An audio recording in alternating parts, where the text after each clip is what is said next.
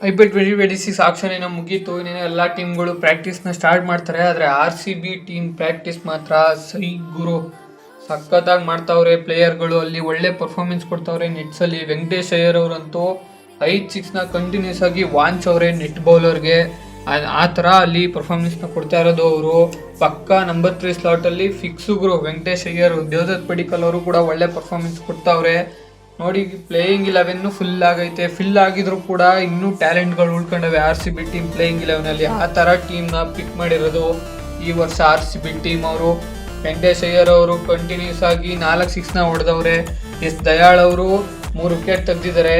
Join ಆಗಿದ್ರು, ಮತ್ತೆ ಏನೋ ಫ್ಯಾಮಿಲಿ ಇಶ್ಯೂ ಆಗಿರೋದ್ರಿಂದ ಲೆಫ್ಟ್ ಮಾಡಿ ಹೋಗಿದ್ದಾರೆ ಪ್ರಾಕ್ಟೀಸ್ ಕ್ಯಾಂಪ್ನ.